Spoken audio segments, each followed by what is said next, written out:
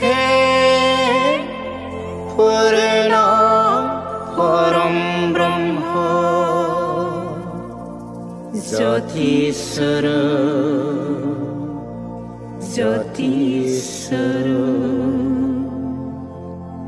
जोङो साफ्रोमबो मानसियानो गावबागाव मोनफा मोनफा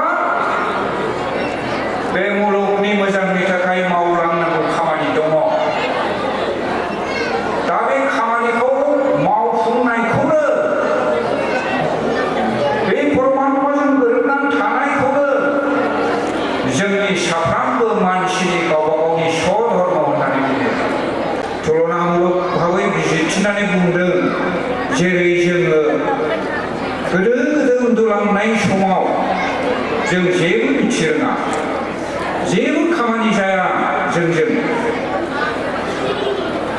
जेबो गावनो गाव बहा दं मा गैया जेबो साननो हाया। नाथाय जोङो जेब्ला सिरि मोनो अब्ला बे आंनो बायदिसिना रोखोमनि साननाय हनाय मावनाय दांनाय बेफोरखौ जाफुंसार होयो। थिग बेबायदिनो परमात्मायाबो निराकार खारन भावाव जेबो खामानि मावा। बियो नुजानायनि गेजेरजोंसो बै नुजानाय मुवाफोरनि गुन आरो गोहोनि गेजेरजों बिसिनि मुलुगखौ सोरजिनाय, खांनाय आरो लांनायनि खामानिया बे नुजानायनि गेजेरजोंनो जाफुंगासिनो दङ।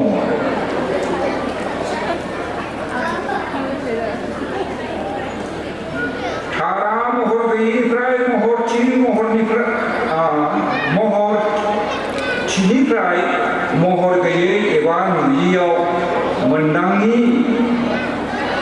मोनदाङिनिफ्राय मोनदांनाय गेदेराव गोबां मुं महर हान्थि गोरोङै हिन्जाव हौवा जिबिफोरखौ लाफानानै सिमा गैयै गावख्रियै जेथिंबो गोसारनाय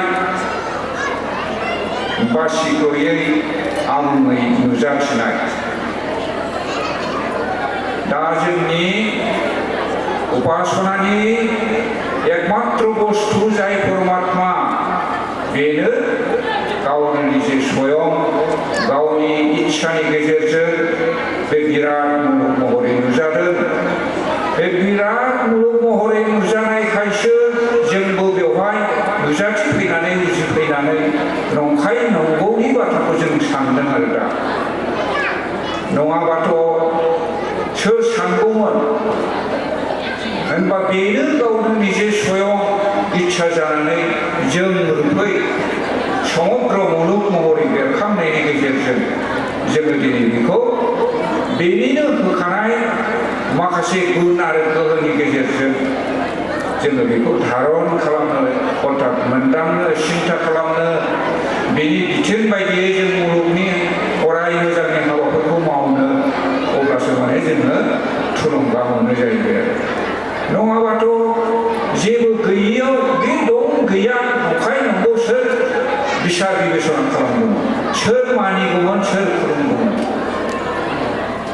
नंखायनो बै नुजायै अबस्थायाव जेबो कार्य जाया।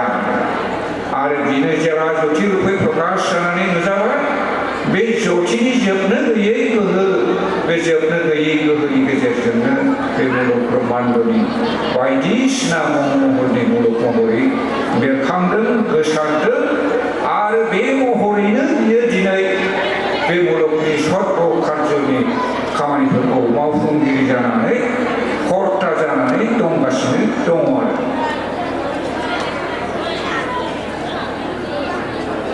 बे आबुं महरै नुजाथिनायखाय गोबां समाजारि हान्जाया गोबां मुं कल्पना खालामदों। बियो जेब्ला नुजाथिबाय, बे नुजाथिनायखौनो लानानै जोङो दिनै मुलुगनि सुबुंफ्रा गोबाङानो गोबां रोखोमनि गावबागाव साननायजों बेखौ कल्पना खालामदों आरो बे रोखोमैनो बेखौ जोङो गोबां मुं दोननाय जादों।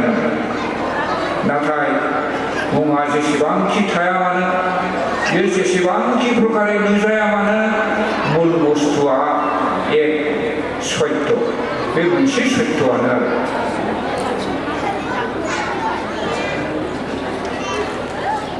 बे आबुं सोदोबनि गेजेराव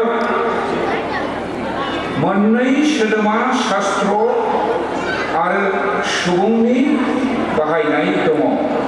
बे आबुं सोदोबनि गेजेरावनो मोननै सोदोब बियो जों सुबुंनि गेजेराव बाहायजानानै दङ आरो मोनसे महर गैयै गुन गैयै आरो गुबुन मोनसेया महरथि गुन गोनां अर्थात नुजानाय। महर गैयैया नुजायैनि थाखाय नुनो मोना। महर गैयैखौ मेगनजों नुनो अदेबानि सुबुङा बिखौ सिनायनो एबा मिथिनो मोना। जोङो नुनो मोनि इसोरखौ सिनायनोबो मोना मिथिनोबो मोना। गुबैयै बियो जोंनि मा मावदों जों बेखौ मिथिस' हाया। बियो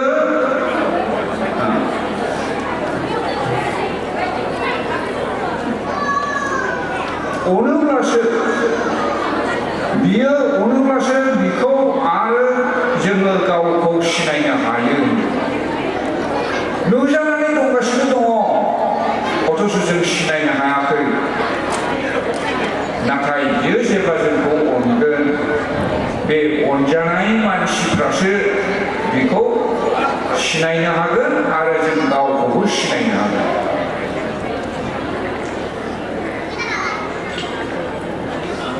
बे गाहामगिरियाव आबुं परब्रह्म अखाफोर साना जोंमा महरै हान्थि गोरोंनिखौ लानानै आबुं महरै नुजानानै दङ।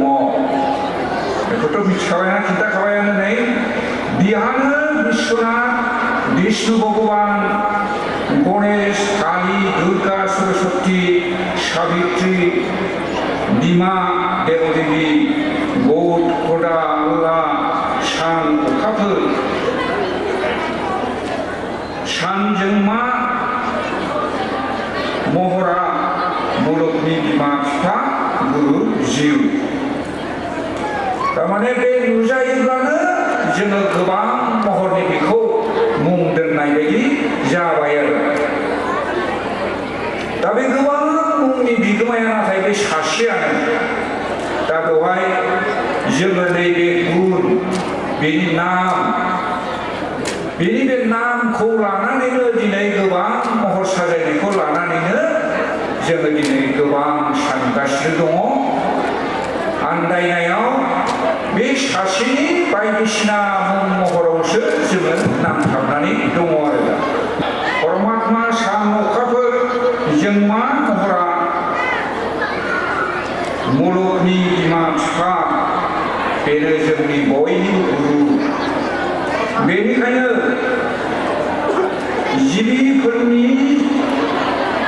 बुजिनाय खांनाय थामोन्था जायो। बिनिफ्रायनो जों नैबे मुलुगनि जिउ जिबिफोरनि बुजिनाय खांजानाय थामोन्थाया जायो। जागासिनो दं बे कर्मआ बेनिफ्रायनो।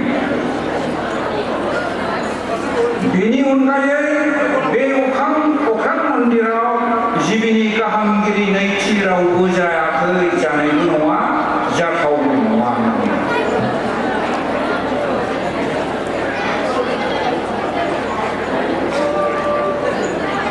बिखौ सिनायनानै बेनि खाथियाव निमाहा बिदो आरो आथिङाव हमनानै आरज गाबदो।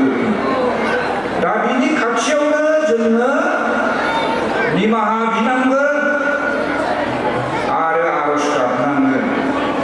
बे निमाहा आरज सोदोबाव हयथ' एसे फाराग दङ। निमाहाखौ सिगां होग्रोदों मानो? निस्सय जोङो बेनि उद्देश्यखौ बुजिनानै बेनि थोननाय बायदि लुबैनाय बायदि खामानिफोरखौ जों मावनो हायाखै, जायनि थाखाय जों बे गासै मुलुगानो दिनै असान्तियाव भुगिनानै दङ। दा ओंखायनो जोङो साफ्रोमबो मानसियानो सिगां बेनि खाथियाव जोंनि बे मिथिस' मोनि बा मिथिनानैब्लाबो मावजानाय दाय दसफोरनि थाखाय निमाहा बि आरो बेनि खाथियाव आरज गाब होनदों। आरजआ माखौ आरज गाबनांगौ? जोंनि आरजआ मा जानांगौ? जोंनि आर'जआ बेनो जानांगौ हे गुरु जों मिथिनानै एबा मिथिस' मोनैयाव नोंनि खाथियाव जि दाय दसफोर जादों बेखौ अननानै नोङो निमाहा होदो आरो नोंनिनो उद्देश्यखौ बुजिनानै जाहाथे जोङो मुलुगनि अराय मोजां हाबाफोरखौ गावजों गाव अनलायनाय मोजां मोनलायनायनि गेजेरजों खौसेयै मावफुंलांनो हायो बिनि गोहो एबा गियान बुद्धि बेरखांहोदो नैबे बिनि खाथियाव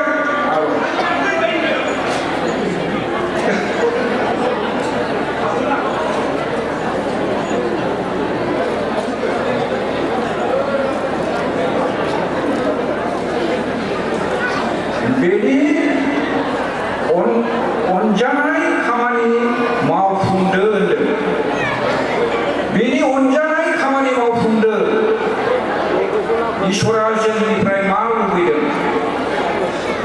जों मा मावोबा बियो जोंखौ अनगोन बेनि अनजानाय खामानियानो बेनो गिबियावनो प्रधान यज्ञ अर्थात जोङो अग्नि ब्रह्मआव मोजां मोजां मुवानि आहुति होनाय नैथियाव महत यज्ञ जोङो साफ्रोमबो जिउ जिबिफोरखौ गाव बायदि साननानै समान नोजोरजों बिसिनि गांनाय उखैनायखौ फोलोमलायनानै बयखौबो समानै सुबैनो मोनसे गोनां फोसावनाय जोंनि बेखौ खुलुमनायजों नुजानाय हाबलांनाय समाव नमस्कार एबा प्रणाम एबा सलादेङै खुलुम नै बेफोरनो बिनि मोजां मोनजानाय हाबाया दा बे हाबाखौनो जोंनि बुंथिगिरि बाबामोनहा दहायनिफ्राय गले गले बुंलांबाय दा बे हाबाजोंनो लोब्बा थानाय माखासे खामानि दङ जेखौ जोङो गावनि धर्म एबा गावनि हाबा होननानै जोङो बुंदों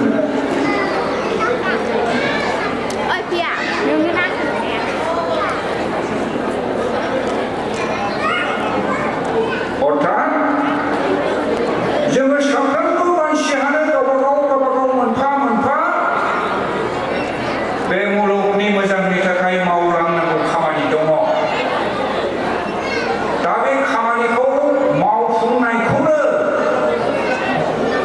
बे परमात्माजों गोरोबनानै थानायखौनो जोंनि साफ्रोमबो मानसिनि गावबा गावनि स्वधर्म होननानै बुङो स्वधर्म दा बे स्वधर्म सोदोबनि ओंथिखौ जोङो थोंजोङै फंसे रावै बुजिनो थाङोबा मा सते माने जों गावबो जाहैबाय आरो सखौ बै पुर्ण परब्रह्म ज्योति स्वरूपखौनो होनदों जोंबो बिनिनो अंश बेनो स्वधर्म अर्थे सत्य परमात्माय निष्ठा राखा बे बाथ्राखौनो फिन फिन बुंफिनजोबदों जोंनि मानसिनि स्वधर्मआ बा आं हिसाबै आंनि मावनांगौ खामानिया मा अर्थात जोङो बै जोंनि सोरजिगिरि बिमा बिफा पुर्ण परब्रह्म ज्योति स्वरूपखौ जोङो जेब्लायबो श्रद्धा भक्ति भाबजों खुलुमनांगौ मानिनांगौ बेनि आज्ञा स्वरूप जि मुलुगनि अराय मोजांनि हाबाफारि दङ बेफोरखौ जों मावनांगौ दा स्वधर्मनि अर्थआ बेनो जाहैबाय सत्य सत्य परमात्मा स्वधर्मनि अर्थआनो सत्य परमात्मानि सायाव जोङो निष्ठा बा फोथायनाय लाखिनाय दा बे खेत्रआवनो जोंहा बै उपासना खालामनांगौनि मोनब्रै खामानिया नैबे बेनि प्रति जोङो श्रद्धा खालामनाय बा निष्ठा लाखिनाय सोदोबाव बे मोनब्रै खामानिया हाबफाजोबनानै दङ उपासनानि सारिथि अंगआ जेरै 1 नम्बराव जग्गाहुति 2 नम्बराव ओंकार जप 3 नम्बराव ज्योतिनि ध्यान धारणा 4 नम्बराव आबुङै बिनि सायावनो फोथायसोमनाय बे मोनब्रै खामानिखौ ज' दाजाबनानैनो दहाय बेनि सायाव निष्ठा लाखिनाय होनना सत्य परमात्माय निष्ठा राखा बेनि अनगायै जोङो आरो मा खालामबावनांगोन बेबहारिक भाबै बेनि आयदा स्वरुपै जोंहा आरोबाव मावबावनो गोनां खामानि दङ जायखौ सार नित्य होनबाय थाबोदों जि सार नित्य बस्तु परमात्माखौ मोननो थाखाय जोङो सानफ्रामबो जि गुबै खामानिखौ मावनाय जायो बेखौनो सार नित्य क्रिया होननानै बुंदों मा खामानिखौ जोङो सानफ्रामबो मावनांगौ दा बुंखानाय अग्नि ब्रह्म सुगन्ध सुमिष्ट पदार्थ मुवानि आहुति होनाय बेनि नाम सद्गुरु मन्त्रखौ जप खालामनाय गाबज्रिनाय बेखौ जथि रुपै जोङो ध्यान धारणा खालामनाय जोबनायाव बिनि सायाव फोथायनाय बे उपासनानि अंग जाबाय बेवहारिक भाबै जोङो गावजों गाव मोजां मोनलायनाय अनलायनायनि गेजेरजों सर्ग जिबनि आंखालखौ सुफुंलायनानै गोजोनै लाखिलायनो नाजानाय जों थानाय बे मुलुगखौ गावजों लोगोसे जेब्लायबो अरायसम साखोन सिखोनै लाखिनाय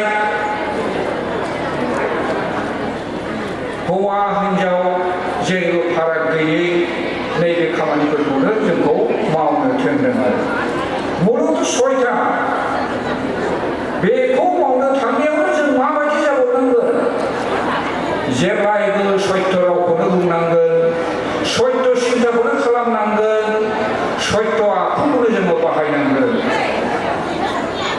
बे रोखोमैनो जोङो परस्पर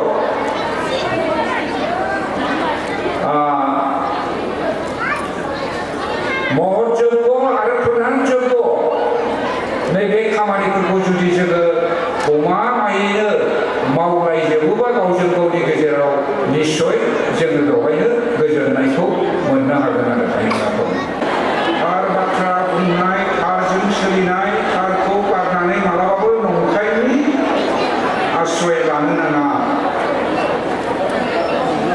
जिबिफोरखौ गावनि जिउमानि स्वरुप गियानै समान नोजोरजों खांनाय बेनो जिबिनि गावनि धर्म एबा स्वधर्म सुबुंनि धर्म बेबायदि खालामोब्ला जिबिया गियान मुक्ति जायो बेनि उल्थाया धर्म गैयै अधर्म माया नंखाय हाबा थगाय सुला सुबुंखौ मुगैग्रा गावखौ गाहामसिन गुबुनखौ नंखाय